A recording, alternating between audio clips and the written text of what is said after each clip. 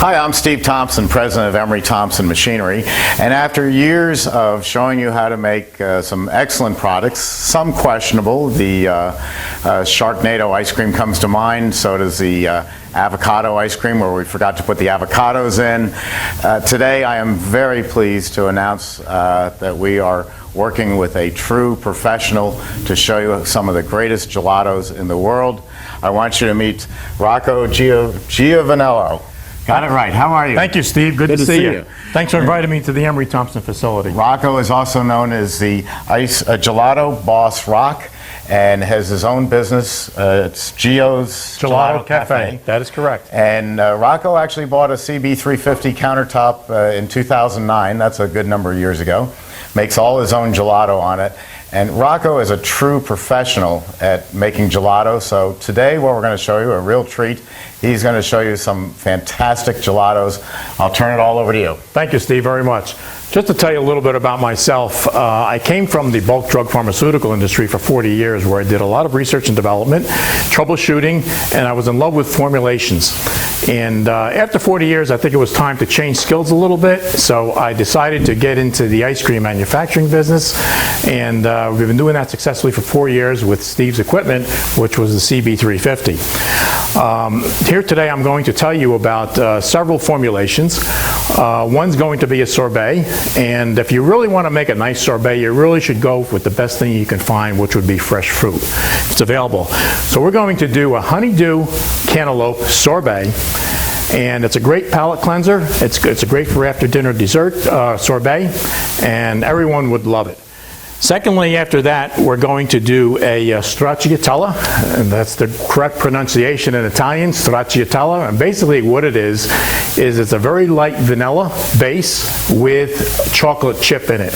And I'll show you how to do the chocolate chips. There's several methods to do that, but when I'm doing that, I'll show you one of the methods and techniques I use. And third, we're going to do a strawberry cheesecake. And in that regard, I'll show you a little bit how we do a variegate to make the cheesecake, so you have a twofold color combination, and it's very appealing. So we'll be doing those three formulations for you today, and you'll become experts when you do these type of things. So we're going to start off with the honeydew cantaloupe sorbet, and obviously we're using fresh honeydew, we're using fresh cantaloupe, and there's a couple other ingredients that make this to perfection, where it's going to be very scoopable, smooth texture, and that's what you want in a sorbet. If it's an ice, it could be a little more granular, so there's little variations of that. But we're going to be doing sorbet or sorbetto. And the way we do that is, for a CB-350, you want about 25% of your ingredients to be the fruit. It's a rough estimate. So we're using 2 1/4 pounds of a combination of these two fruits on an equal basis. And we've done that in here beforehand. This is the combination of the two. We've pureed it to break down the fiber. And to that we're going to add, one of the main ingredients is the sugar. And we have just a little bit less than a pound of sugar. And we're going to add another type of sugar because the combination of sugars is extremely important in order to get scoopability and to get smoothness. So I like to use either corn syrup or dextrose in a small quantity. So here we have dextrose powder, and that's about 0.1 pounds. And third, we're going to use a stabilizer. You always want to put stabilizers in your products. There's particular stabilizers on the market that you can buy for sorbets, and then there's a stabilizer you can buy for gelato. If you're going to be making gelato and you're going to be using your own pre-mix, you're going to want to add the stabilizer to your mix when you make it. If you're buying it from a dairy, all that's included in the base, so you won't have to worry about it. But for this, we're doing from scratch a sorbet, so we're going to use a product from Ferrarra called Never Fruta. Okay, so Never Fruta is about 125 grams. We're going to put that in here. All right, that also has some dextrose in it too, so that helps in scoopability. And dextrose is nice because it has a clean, crisp taste to it, okay? It doesn't give you much of an aftertaste. Certain sugars can give you aftertaste, but dextrose is a nice sugar to use. So we have those three ingredients in here. And we have water, and I'm going to blend this up with the whisk since it's already pureed.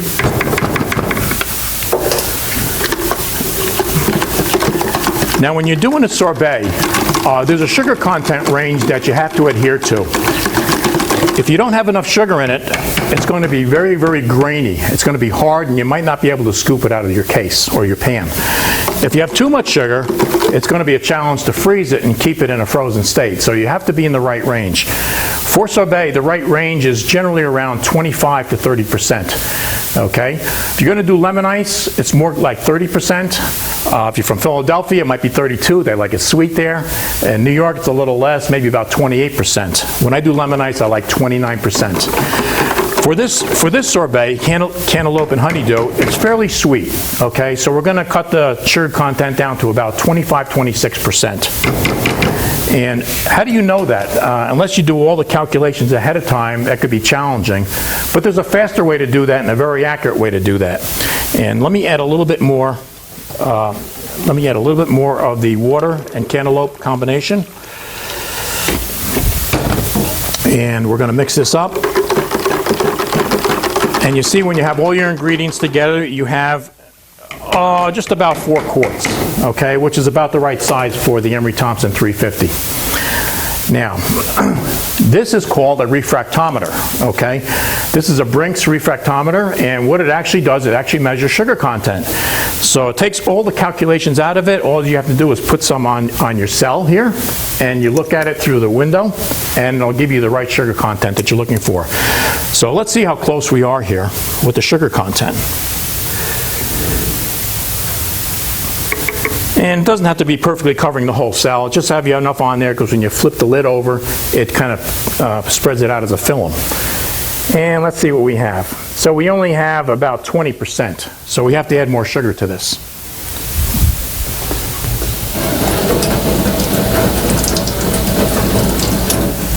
All right.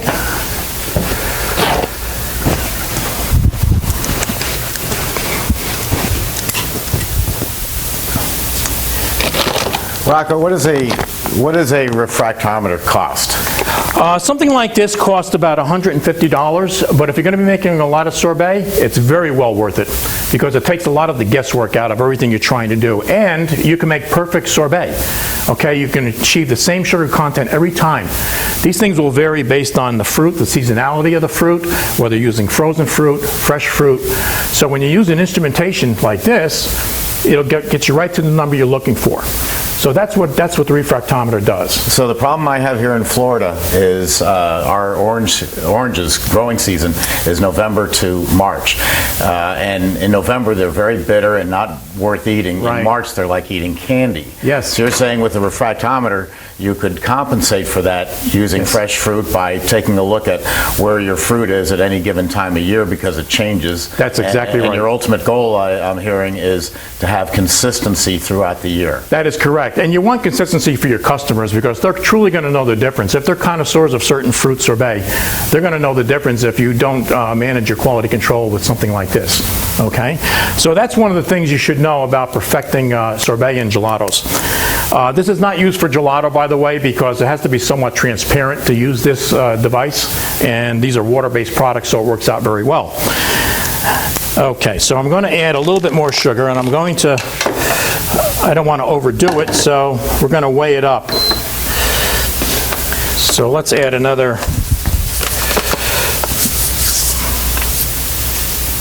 about another 0.3 pounds of sugar.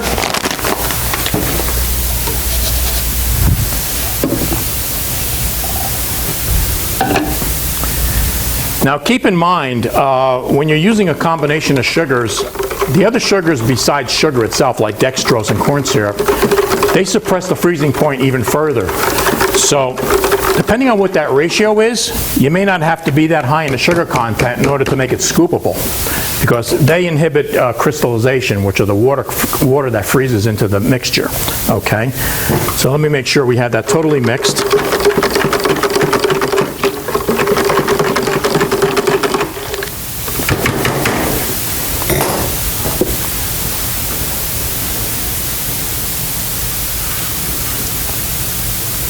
If you're only making 2 or 3 types of fruit flavors, you may not need one of these because you'll know ahead of time what the sugar content is, but you still have to take into consideration to the seasonal aspects of it. So it's around 23%, so we're going to do another 0.3 pounds, and we're going to be in business here.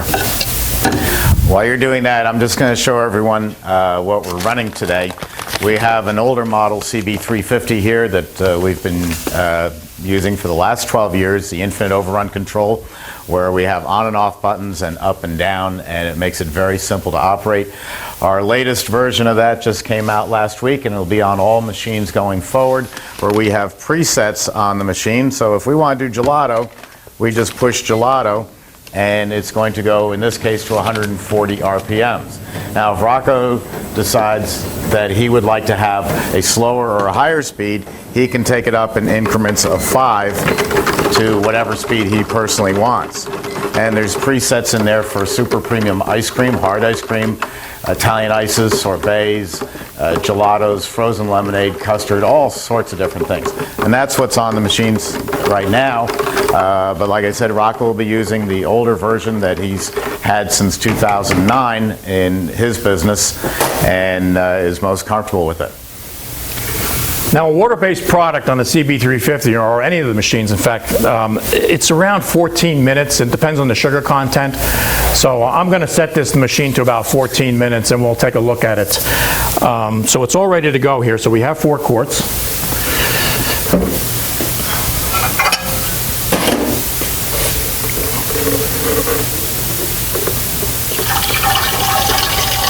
There's little chunks of the fruit in here too, which is nice. The machine might break them up a little further.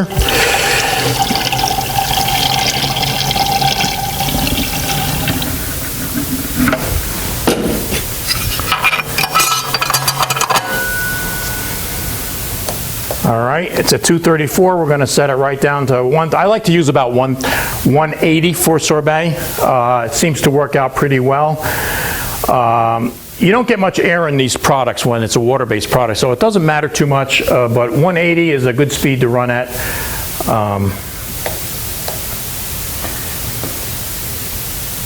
Okay, that's 173, that's close enough.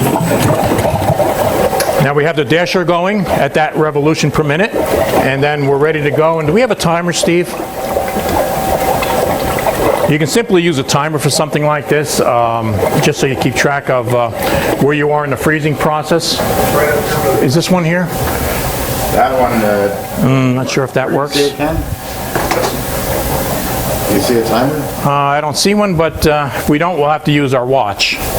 We'll use a watch. We'll use a watch. It's who's going to keep track of that? I got it. Okay. How many minutes would you like? About 14 minutes. Okay. Okay.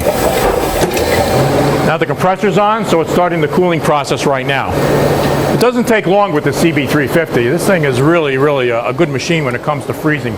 I think it's the best in the market, I'll tell you the truth. I've also worked on Capigliani's, and this is a really well-built machine, and I'm extremely happy with it. If you're a novelist and you're getting into the business, I would recommend this size machine because it gives you 1 5-liter pan of gelato or sorbet, Italian ice, and you can go from one to the other. All right.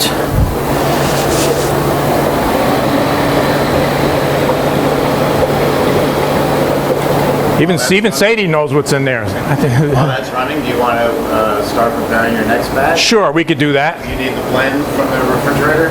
I'm going to need, Steve, what I have is a chocolate paste to make the stracciatella, the chocolate chip. And we're going to do stracciatella. And I brought my own chocolate. Again, this is a Fabry product, and it has a melting point about that of a hot weather like you have in Florida. So it's almost liquid right now, but in order to make a stracciatella, you want to get this into a liquid pourable form. So we're going to take this and we're going to put it in the microwave for about 30 seconds, and then we'll use that in our process.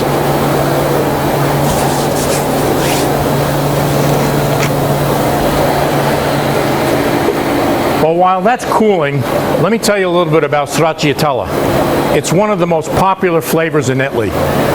And gelato shops are on every corner in Italy. And there's a little difference in what they're doing and what we're doing with stracciatella. They use the straight cream base. They don't add any vanilla flavoring at all. They just have the flavor from the cream. In this country, we like vanilla, so we're going to put a little bit of vanilla in there, not much, maybe about 25%, what you would normally put in for a vanilla ice cream. So you just get the taste of vanilla, but it's not overwhelming. And again, the base, it's sweet itself, so that cream flavor comes through. All right. I'm going to use, for the gelato here, I'm going to use the 10% mix.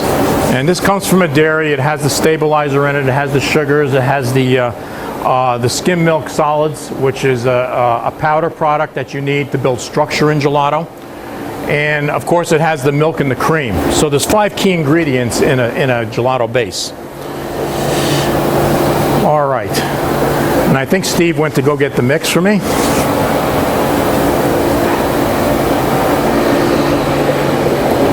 So let me check that. It's working well. It's getting a little thick. Rocco, I got myself in a lot of trouble on a tour of Italy one time because I stood up in a bus and I said the Americans make better gelato than the Italians do, and everybody started screaming, "Oh, you can't say that! You're even a diabetic. You don't even eat the stuff. How can you say that?" I said it's very simple, and the reason is the Italian companies, the Italians over in Italy, of course, will use a powdered product to which they add water. That's correct. Because there are no dairy cattle in Italy. There's only beef cattle. Right. So the cows are milked on the Pampas in Argentina. It goes through a process called spray drying, which doesn't change it. It just turns it into a powder. Sure. And then they ship it to Italy, put it up in fancy foil bags, and ship it to Port of Elizabeth and beyond from there. This product came out of the cow yesterday. Right. This is milk, cream, skim milk, and sugar. Yes. That came out of the cow yesterday, was all blended together by professionals at the dairy and then delivered to us. So I contend that you make a better gelato than anybody in Italy because you're either making it on your own in your business, Yes. or you're buying this, That's which correct. came out of the cow just a day ago. And I can attest to this fact because we've had people in our store who were on tour from Italy, Vienna, Naples, Sicily, from all these places where they should be experts in gelato. They've come into our cafe and they've tasted the products we've made. They were amazed at what they were tasting, and they actually did say it was better than what they can get in Italy. So I was really proud to know that I was making the right thing or the real deal. Okay, Steve, I haven't used this bag because we do make our own mix, but if you would help me on this bag and how you pour this with. How much would you like? It's about 3,000 grams, or let's say, I would say just below 4 quarts.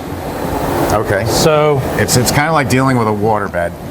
If you drop it, it's a nightmare. Would you check your chocolate and see Sure. if it's warm enough? My microwave is a little slower. this looks good. It's in liquid form. So a little bit between 3 and 4 would be fine. That's good. Okay. I'll go put this back in the refrigerator. When you're making gelato, you need to have the chamber fill at least halfway because without that, you don't get the right turning action with the dasher, and you can't quite make the product that well in too small a batch. So it's important that you have, 3 liters or 3.5 liters is a good volume to start with. All right, now with this, we're going to add a little bit of vanilla. It won't be much. It's going to be about a couple tablespoonfuls. That's all you need. This is a 2-fold vanilla, so it has twice the vanilla power as single-fold, and this is probably what you want to use. It actually will save you money over time. 2-fold is cheaper than single-fold. All right.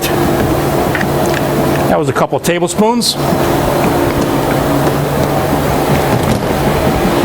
And this is real simple. When you're using the mix made by a dairy, there's really nothing else you have to do, okay? So this is about ready to go.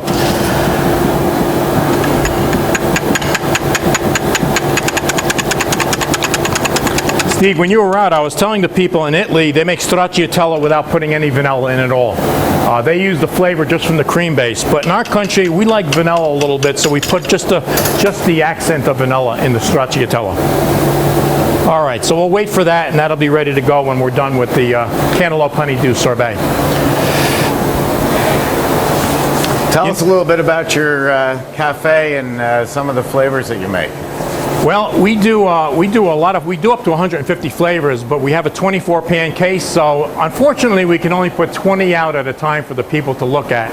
And it's very eye-appealing, and I'll be able to teach you at some point how you can set up your store so that there's a right flow of the store and people catch the gelato, and it's impulse buying when they see it. So we make obviously all kinds of chocolates. We use an Ecuadorian chocolate, so we make the best chocolate gelato I think you can find. Ecuador and in that area, they have better coffee beans than they do in other parts of the world. We make things with nuts, hazelnuts, stracciatella hazelnut. We do things with coffee beans, espresso, pistachios. We do a lot of candy gelatos. We'll do a coconut custard pie, and in that particular recipe we use different flavors to accent the coconut as if it's a caramelized flavor.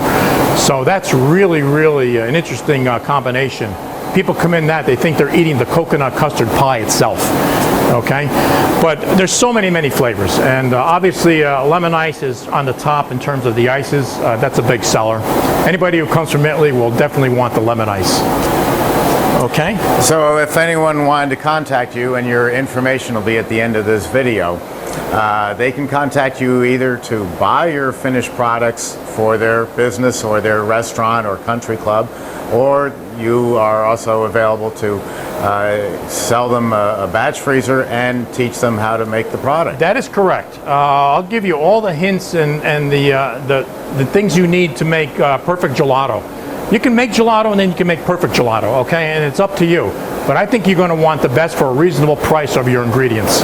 And I'm willing to do that for you. When you purchase an Emery Thompson batch freezer, we'll set that up for you. So that's quite a perk for you, and I think you'll appreciate that, and it'll help you get your business started very well. I can see that one day soon people up north are going to be begging you to start up Gelatobossrock School Yes. of Gelato, and pay to come and learn how to make gelato from a real professional. That's correct. And the other thing is, for novelists who are starting with a small shop, you need about 1,000 square feet to run a shop, okay? You can't be too much less than that.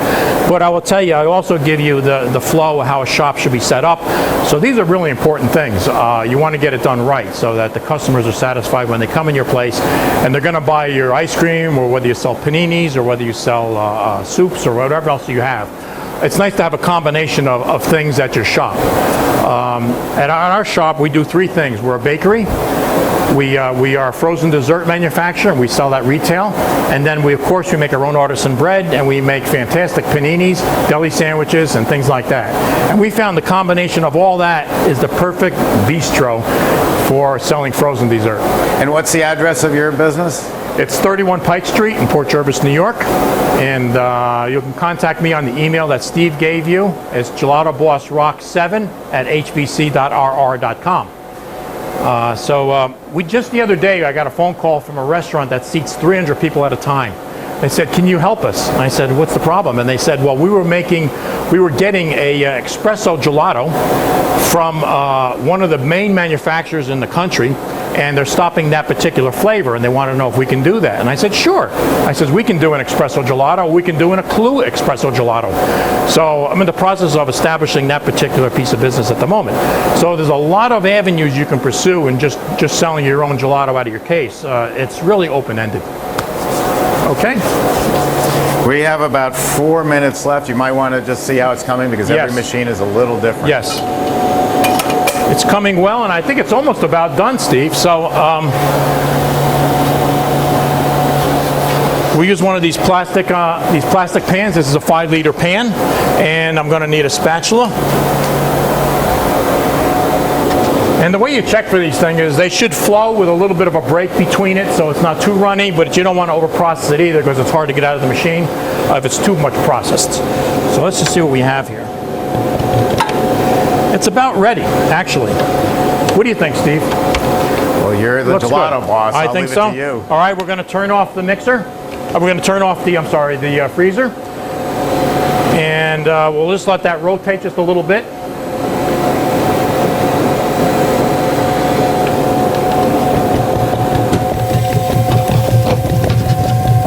And it's coming out very nicely. That's a nice texture right there.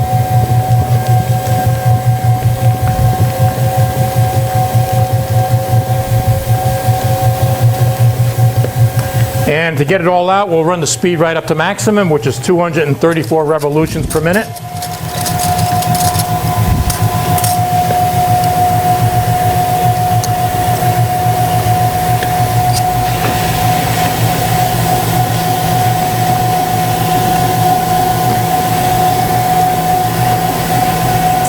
Here's a spoon if you want to try it. Yep, and we just about have it all out. There's just a little bit left in the machine, and there's a way you can work this out when you're doing flavors and different things, and generally there's a sequence you use. You don't have to wash the machine out every time. Let's see what we have here. Oh, is that refreshing? I brought with me a very sophisticated palette. Oh boy. What do you say, Sadie? Oh, yeah. And that looks like it's about it. Come on, sweetie. Come on, sweetie, that's all. Come on, sweetie. Okay. And here's your cantaloupe honeydew sorbet. And it's about a 1-to-1 ratio of those fruits. And oh, this is so refreshing. For after dinner, this is what you want to clean your palate. It was ready. Did you taste it, Steve? I'm going to taste it now. Okay. It was ready ahead of schedule. Yeah, it's actually a little faster, and that's because the sugar content's a little bit lower. You don't want too much sugar in this, and I'll tell you why, is because this type of fruit is very, very sweet, especially this time of year.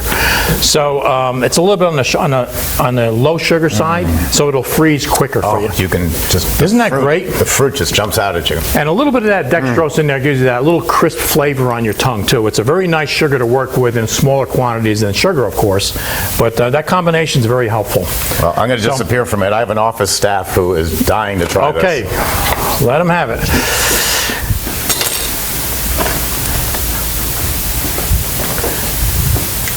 Now let's see, it might be a little bit left in there. We're just going to start this and...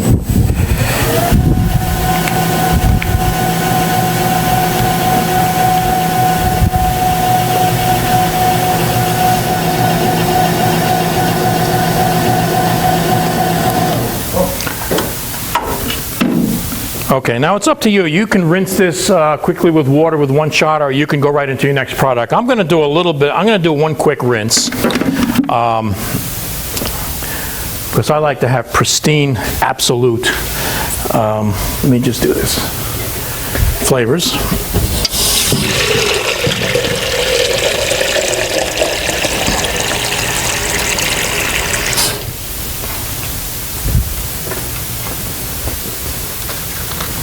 I don't even like cantaloupe, and that is absolutely delicious. Did you have it? Oh my God.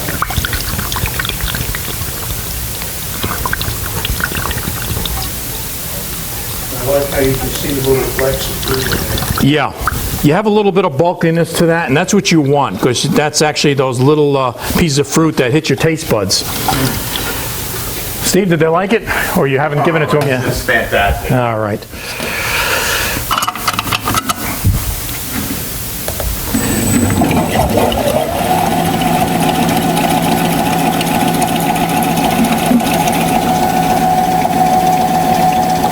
You don't need to rotate this long, maybe about 15, 20 seconds.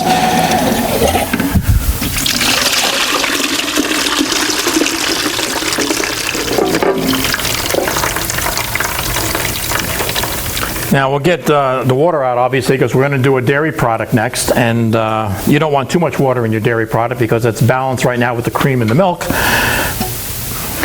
Okay, that's empty.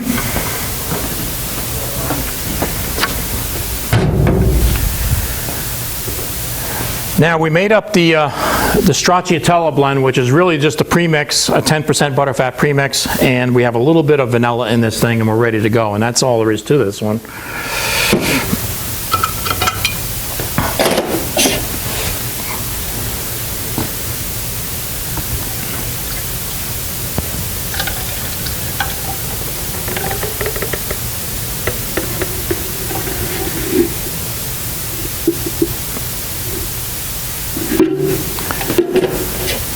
Okay. Now gelato freezes faster because it's dairy, okay? Dairy freezes faster than water does. Water is a harder liquid to freeze. So we're gonna cut down the time to about 8 minutes for the CB-350. And we're gonna slow down the rotation. When you're making gelato, you wanna use a slower speed so that you can incorporate less air into the product. That's the whole key about gelato. Generally, typically has about 30% air content, or overrun they call it, as compared to traditional ice cream, which could have 50 or even higher, up to 100% overrun. The great thing about gelato is that dense ice cream brings the flavor out, and it melts at a higher temperature on your tongue, so you really get great flavor. Okay, so we're going to set the machine to I use 135.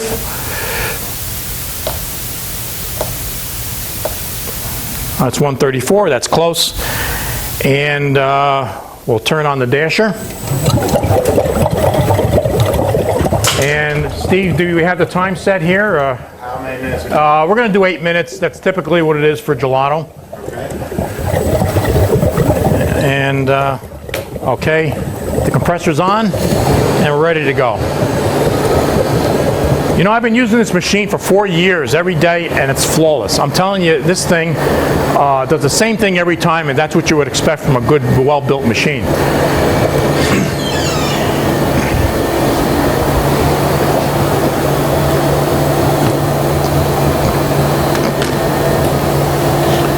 The only other ingredient to add when we're done is going to be this chocolate paste, which is now melted, and it's just warm to the touch. It's about body temperature, and that's what you want. The way we're going to add this, there's a number of ways you can do it. You can either pour this on a pan and freeze it in a thin layer and then break it into chips, or you can just take this and add it to your extrusion process and let it chill real quick on the cold ice cream, and then break it up in chips. I tend to do it that way. It seems to be a very good way to do it.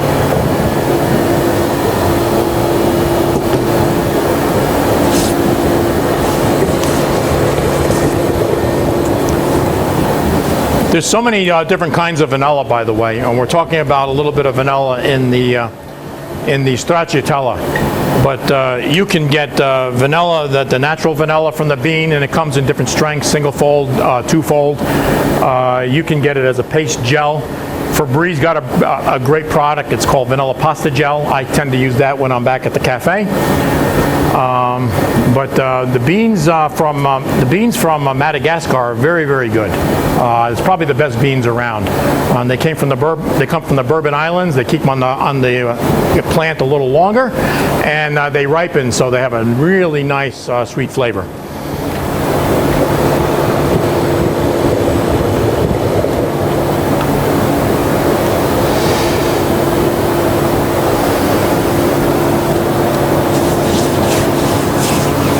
I think, Ken, I think that sorbet disappeared. So they must be enjoying it.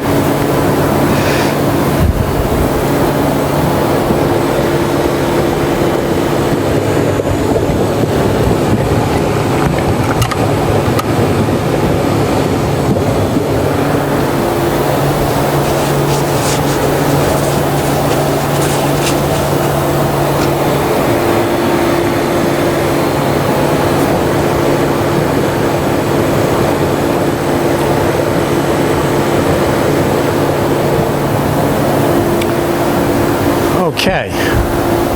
The third flavor we're going to do when we're done with the stracciatella is going to be a strawberry cheesecake. And they're going to show you a little bit about adding strawberries in proportions. One portion is going to be to add flavor right into the base, and the other portion is going to be used to make a variegate so that you actually taste the fruit in the cheesecake itself. As opposed to adding it all to the base, it tends to all mix up. The color changes to a pink color, which may look artificial. So presentation is the key in gelato. Okay, so we're going to actually split the strawberries up. Some of it's going to go in for immediate flavoring in the mix, and the other portion is going to go for the variegate, which is going to be mixed throughout the base on extrusion.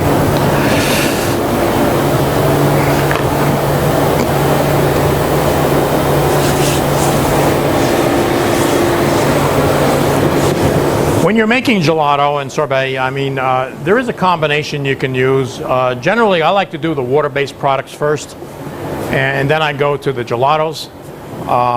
You probably should keep them in groups. Mostly everything is the vanilla base today. You can add what ingredients you need, whether it's nuts, chocolates, flavorings, fresh fruit. And you want to do your nuts last. Okay, if you're going to do a nut product, you definitely do them last, which is a requirement. Obviously, there's a lot of nut allergy, so you don't want to have that somewhere in between everything else. If you do that, then you really have to take your machine totally apart and clean it. So at some point, when I help you with the gelato business that you're in, I'll be able to go over that routine combination of flavors that makes a lot of sense, where you have the least amount of interruption and you can get your production done in the fastest way.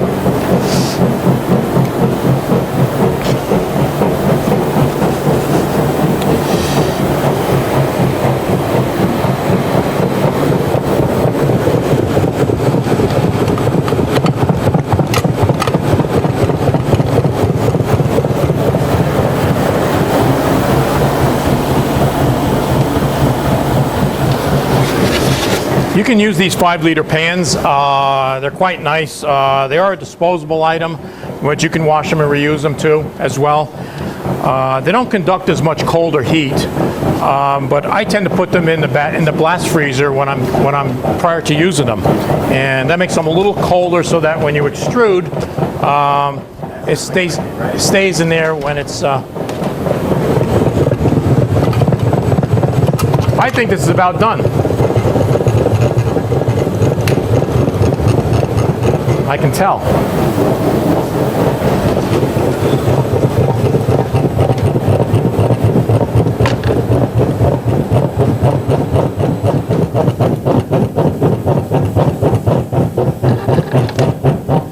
You might want to take up the speed.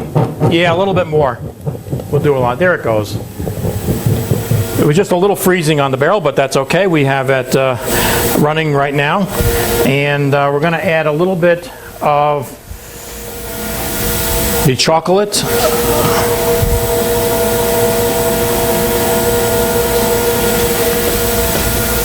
You can add the chocolate first if you want to. It doesn't matter. And then we'll add more of the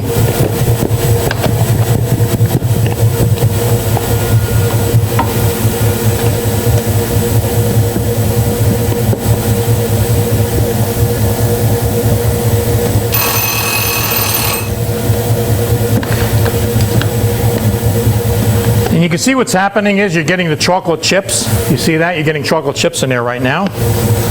So you add a little bit more stracciatella.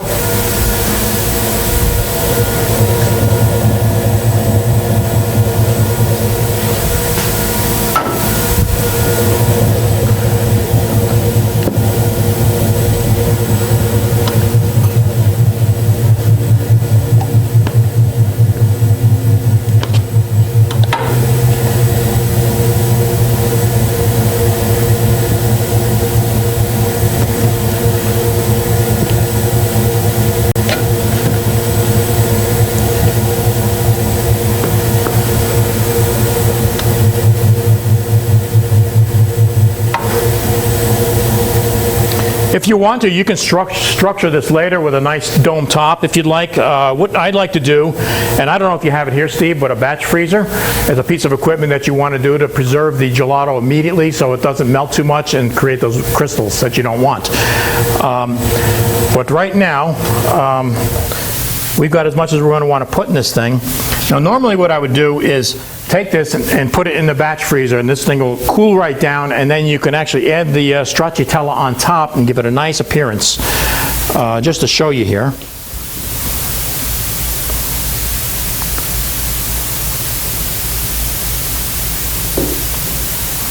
And if you do this with the right type of spout on a pitcher or something, you can do this precisely to give a great design, okay? And that's your stracciatella right there. Oh, that's beautiful. Okay. And we'll put that right in the freezer. And we'll take it out in maybe 10 minutes from now or 15 minutes from now, and then we'll scoop it, and you'll get the flavor of the true stracciatella.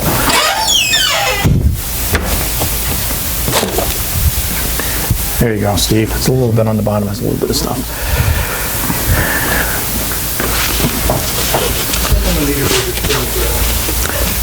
Yeah. Hello, Chopper. Okay. All right, now I'm gonna, you don't have to take too much out of here because vanilla and the amount of vanilla that's in this product won't bother the next recipe, okay? So this is what I'm saying about sequence of product running. You want to get the right sequence so that the flavors marry to each other and they don't offset what you're really trying to get for a flavor. Okay. The next thing we're going to make is strawberry cheesecake gelato. Now to do this, you'd want to take strawberry and you can marinate it with a little bit of sugar. That's what I did in here, and I let it sit for a while. That infiltrates into the strawberry itself, and it keeps the fruit from freezing in the gelato case, and you get that grainy, icy crystal structure. And we're going to avoid that by putting a little marination with sugar in this. So this is your strawberry. It's about 2 pounds of strawberries. And with this, I like to add a little bit of deli paste. It's a Ferrarra product. They also make strawberry deli paste. And that brings out a little more flavor. You could use all deli paste if you want to, but I like to go fruit natural, okay? So 90+% of this combination is the strawberry flavor from the fruit itself. And what we're going to do is we're just going to mix that in there. Now when you're doing fruits, most fruits have a sugar content anywhere from about 7% to about 10 or 11%. Lemons are on the citric side. They're very low. They're about 7%, so you need more sugar in that. Plus it's a bitter fruit. Strawberries probably run around 9 or 10%. The right amount of strawberry, the right amount of sugar that you want in the fruit to combine with the mix is about 16, 17, 18% total sugar in your batch. Okay, that's the range for gelato. So what you want to do is if you have 2 pounds of strawberries and you have 10% sugar, you need an additional 7% sugar to make that 17% of that mix. Okay, so you'd want to take 7% of 2 pounds, which is about 0.17 pounds of additional sugar. Now I've added that into the strawberries to marinate them. So actually I did the marination process with the amount of sugar you actually need to make the combination work. Okay? So that's your sugar. That's your strawberries. The gelato mix. How much do you need? We're going to need about 3 liters. Okay, so I'll use this too. And we can just wash this out quickly. All right.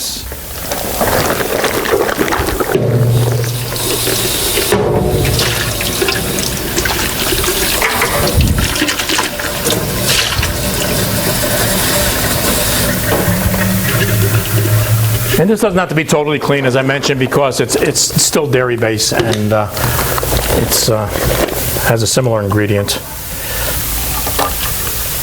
I would say a little bit less than 3, Steve, because I've got to put in, that's good. This is going to make up a substantial amount of volume in the total chamber of the batch freezer, so I'm not going to add it all. I'm going to split the strawberry up into 2 components. One's going to be a little bit for the flavoring that goes into the batch freezer, and I don't want to turn this too much of a red color because it's not going to look like a cheesecake, okay?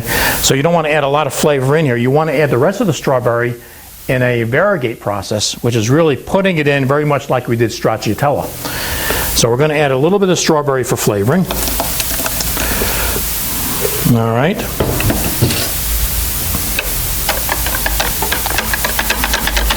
And of course, you're going to say, well, how is that cheesecake gelato? It's cheesecake gelato because we have another ingredient to add. And that ingredient is a cheesecake powder. Okay, you can make your own homemade cheesecake. You can do it that way. You can actually mix that in the gelato base. But we're going to use this cheesecake powder, which is another Febreze product that I use, and it's great. I've done it with wild berry. I've done it with strawberry, blueberry, you name it. And these cheesecakes are fantastic. Okay, so this is the powder, and we need about 60 grams of this powder per liter of base. So that's the right amount of powder that we're adding to get the cheesecake flavor. Disperses very well.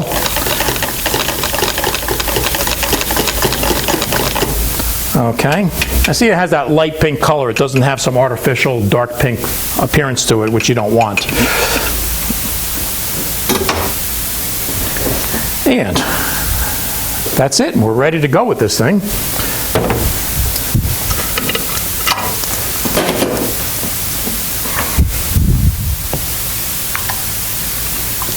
And it's got little chunks of strawberry. That's nice. So we've kindly partially pureed it.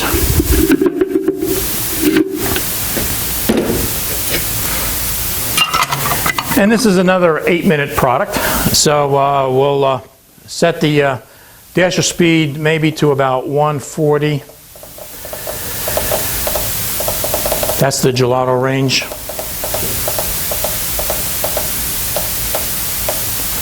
Okay, we'll turn the dasher on. Got the timer, Steve? Got it. Okay, and we're ready to go.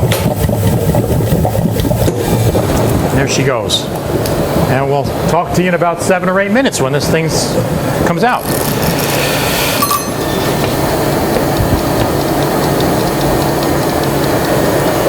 I made a little bit of a mess with the chocolate, but we'll mop it up here.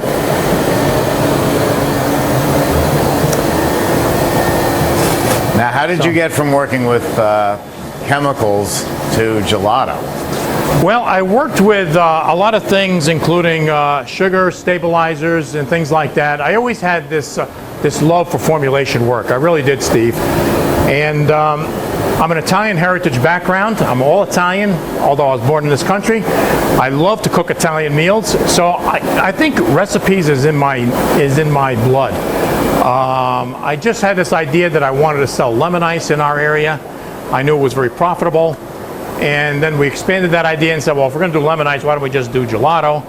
And that's how we started the business. And I took a look at bread recipes, and my kids thought I was nuts when we started the cafe. You're going to make your own bread? And I said, yes, everyone makes paninis, right? But who makes paninis making their own bread? So if you want to be good, you got to be different in something. So we decided to do that. So now we make 2 types of bread at Gio's Gelato. We make our Italian herb round loaf, and we make a 2-foot baguette, which is a semolina bread. And people come in, I'm telling you, just for the bread. So that's what does it, and we sell gelato because we make great bread. And the combination of your business is extremely, extremely vital when you think these things out. Now, you didn't start all this when you were 25 years old.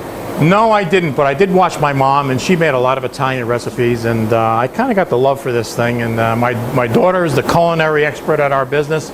She does all of the wedding cakes and all the Italian pastries.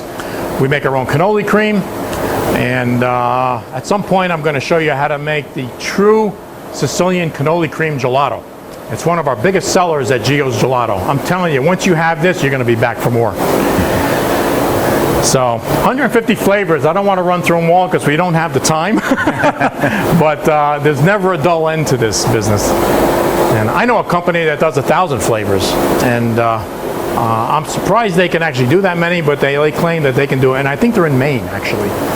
So that's interesting to know that you can have that many different flavors and tweaks of ice cream products. On the Italian ice, you said the primary flavor, of course, is lemon ice. Yes. In fact, I find in some places in New York, the term lemon ice is so generic that people walk in and say, give me a cherry lemon ice. Yes. Give me a grape lemon ice. Yes. Have you found what I have, that the lemon ices, unlike any other product, are almost ethnic, that you can look at a group and say, if I'm doing the, I always tell people, if I'm doing the Feast of San Gennaro, don't bring chocolate ice, because it's going to be lemon. You can bring the lemon. If you're doing the Puerto Rican Day Parade, in New York City bring coconut flavors. Do you find this happening in your business? Yes, there is an ethnic appeal for these type of ices, and basically what your background is what you're probably going to choose. But lemon is pretty common, and believe it or not, there's a lot of kids that like lemon, even though it's a strong citrus flavor. When we do the Soapbox Derby event in our town, it's the second biggest Soapbox Derby in the world, actually. People come and they want, where's the lemon ice? Where's the lemon ice? And all these kids come running up to the stand. So we know it's a good seller, and when we make lemon ice, we do it the best way we can. We actually squeeze the lemons. We use about 22 lemons in each pan of lemon ice, and this is with the CB-350. If the lemons aren't so juicy, you may use 24. If they're real juicy, you might use 19, 20. But in any event, we do that lemon ice from the pure fruit, and I'm telling you, you cannot beat this. This lemon ice, we do it to a 29% sugar content, which makes it smooth. We actually add a couple things to that to even make it smoother. And when we say it's ice, it's really a sorbet because it's so smooth. You can make ice too where it can be grainier, but we make this sorbet, and believe me, nobody complains about it. So it's great stuff. Now, are you buying lemons for $4 at the supermarket? The way you get your lemons to do this, you don't want to go and buy 3 out of one of the stores, even a Walmart for that matter. I think when you want to do this, you want to do it in bulk quantity. I happen to go to one of the big chain food distributors where I go and pick up my own case of lemons, and we bring them in by the case. And you're going to get them so much cheaper that way. Is that the time? That's to check it. We've been 5 minutes. It's got a little bit more to go, and I'll check it with the chute in a second. So yes, so anyway, that's how we get our lemons, and you want to do that if you're going to be selling many, many pans of lemon ice. Now, do you sell anything that kids really go after, like bubble gum or flavors like that? They do. They go after the candy flavors. We do a peanut butter crunch. We do a Snickers caramel where we actually accent the gelato with a little bit of caramel and mocha flavorings. And panna cotta, which is a butterscotch flavoring. So we have a lot of key ingredients that we tweak our formulas so we make it taste just like the candy bar. They like cool mint chip, believe it or not. We use a mint flavor from Fabry. We add chips to it. We add a little bit of the blue deli paste to it, so it has that mint green color. Fantastic product. Kids love it. Okay, so there's a lot of things that kids like, more on the candy side though, I would say. And let's see what we have here. I'll take this pan. Let's see how close we are.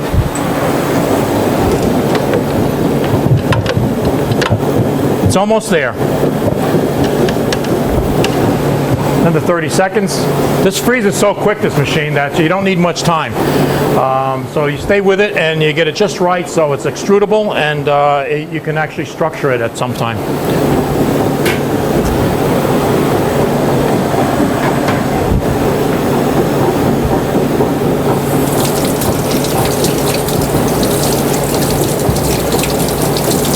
And I'm going to need a spatula, and that should do it. I turn the compressor off. And I'm going to have this ready. Okay, you can hear it turning. Now, when you do a variegate, the way I do it is I put 1/3 of the product in the case, in the pan.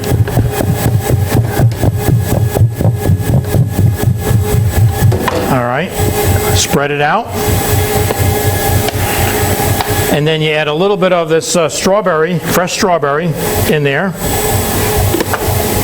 About 1/3 of that. And then just use your spatula. You don't want to blend it up too much. You want to get that striation of the strawberry and the gelato itself. And you can see that's happening. All right. You add about another 1/3.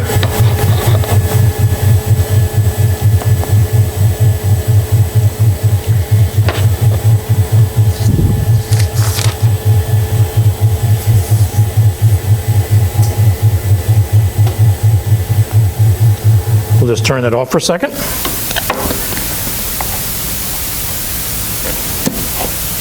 Look how creamy that looks. That's really good looking stuff. Okay. And we're going to add a little more of the strawberry.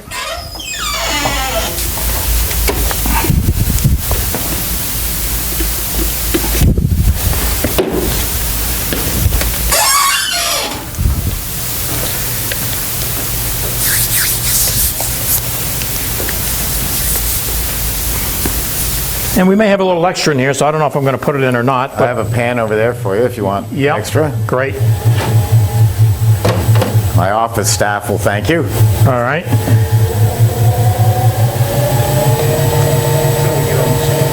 Until we get on the scale, that's right. In fact, you know what? I'm going to put the extra. But you know, Ken, if you want to be technical, this is 90% fat-free. 90% fat-free. I feel better already. Of course.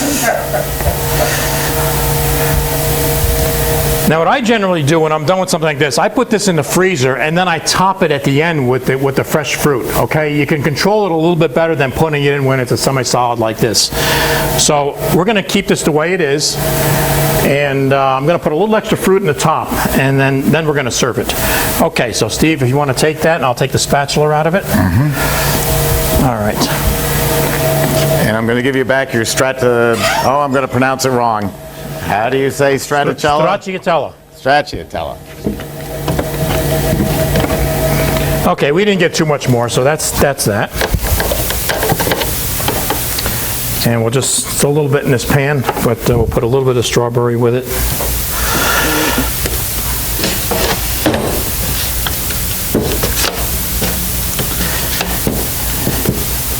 And we'll just freeze that little quantity. Somebody's going to be a lucky person here.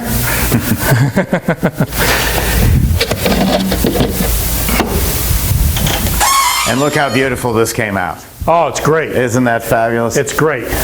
So that's a chip, and when you break this and you serve it, these little chips come with the base itself. You eat the ice cream, and it's really good. And we're using a chocolate that's very, very good. It's from Fabri, and it's a high-quality chocolate, so you can't go wrong with a stracciatella made from Gigo's Gelato on an Emery Thompson machine. So instead of just getting plain old chocolate chips, you're getting a delicious gelato with pieces of candy in it. That's correct. And big pieces of chocolate. I don't know, Steve. I found that Americans like chocolate and vanilla combined in a lot of products. For some reason, maybe they can't make their mind up, so they get both. And this is one of those products where you can get both. It's beautiful. So great. Okay. Well, this has been, is that your last flavor? That's the last flavor today. This has been fantastic. And I have 147 flavors to go. We have to have you back for more of them. Yes. And your website is going to be at the end of the video. And please call Rocco email him for any information that you'd like. You can contact here, and we'll put you in touch with Rocco. And thank you very much for coming all the way down from New York to make the world's best gelato. And thanks for having me, Steve. I appreciate it. Just terrific. Okay. Bye-bye.